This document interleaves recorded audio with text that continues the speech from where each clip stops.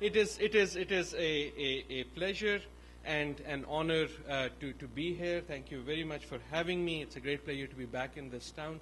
I must confess, I was sitting there and hearing all these wonderful speeches. You've put together a really wonderful program. And you've already heard really wonderful things, and I don't want to take too much of your time. But I want to talk about the pictures that you see scrolling on the screen.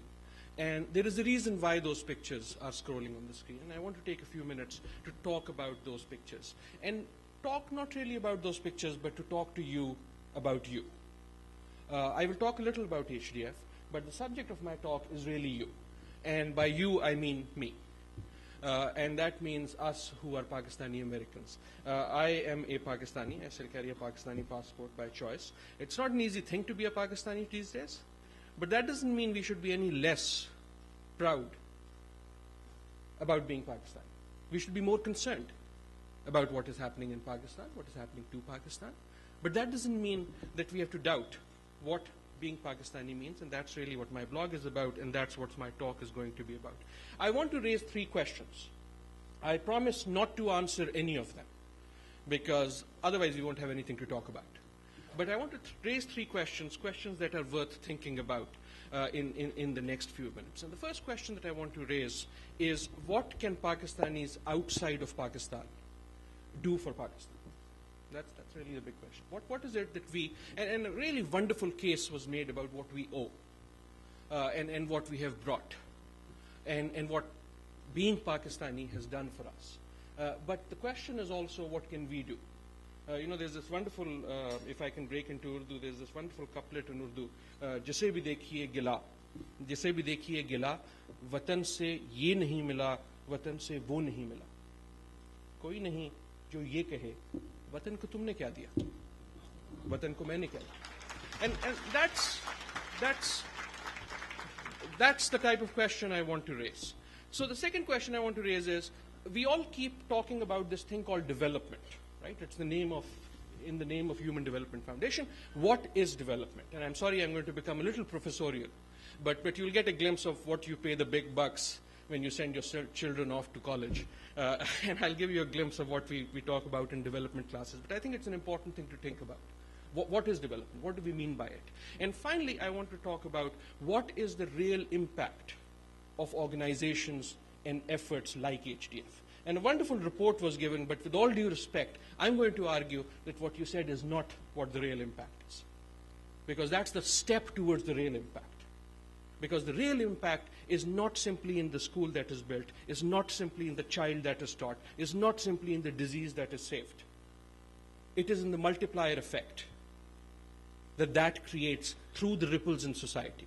And that's what I want to talk about. I'm sorry to go through the questions. I'm going to talk about them in a slightly different order because it makes a little more sense. But that's what I want to do in my few minutes. As I do this, let me put my key proposition, because I don't know if I'll get to the end of my slides. So let me put my conclusion right up front.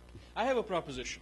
And I don't know if people in this room agree with it or not, and I may be slightly controversial to some people, but I have a proposition to make today in my talk. And the proposition is that Pakistanis face a national syndrome. Pakistanis in Pakistan, as well as Pakistanis here, face a national syndrome of individual excellence amidst collective failure. That individually taught is exactly right. You cannot meet a Pakistani, whether it is in a village or in Silicon Valley, at the head of a company, at someone's house, that you are not impressed with.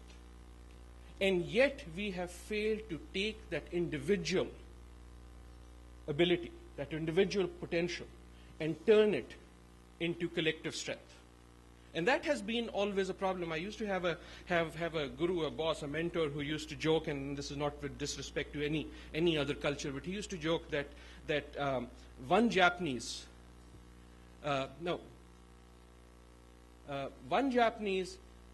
is greater than 10 Pakistanis.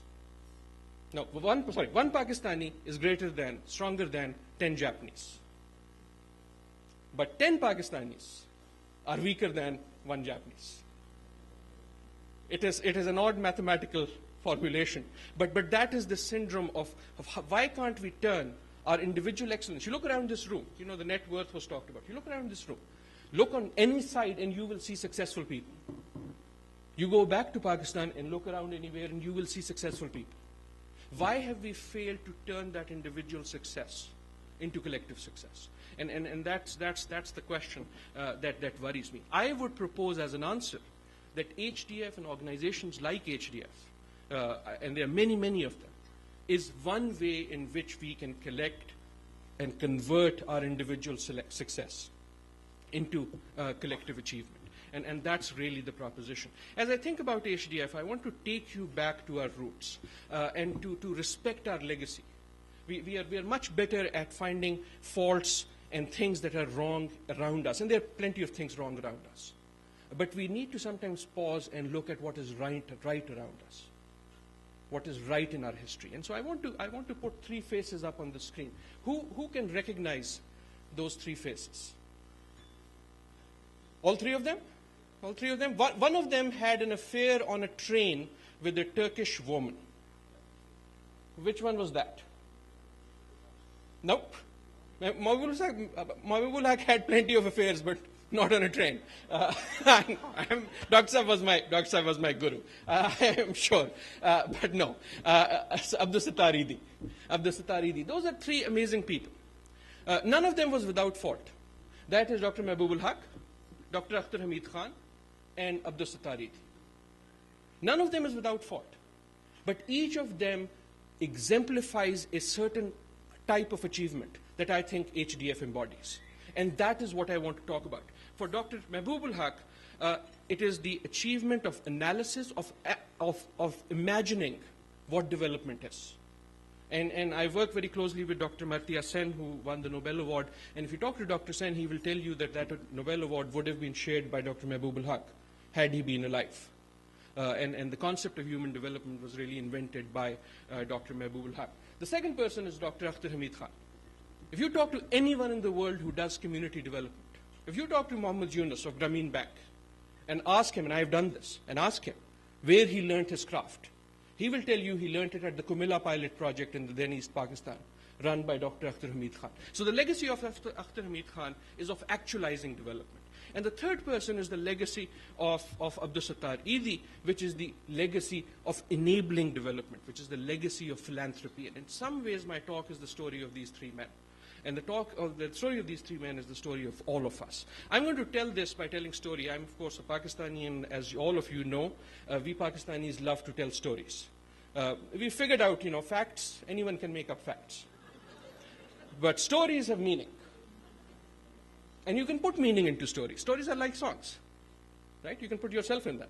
And that's why they're important. The first is a story about development. The second is a story about women. And the third is a story about you. The first is a story of context. The second is a story of challenges. The third is a story of choices. You can see that, like Elmo, I love the letter C, because C is for cookies, and that's good enough for me. Maybe that's not Elmo. Maybe that's the Cookie Monster. I always mix them up. But when we think of human development, I want to get to this idea of the first story about development. What is development? And if you think about development, I think you need to turn it on its head, because development is dignity.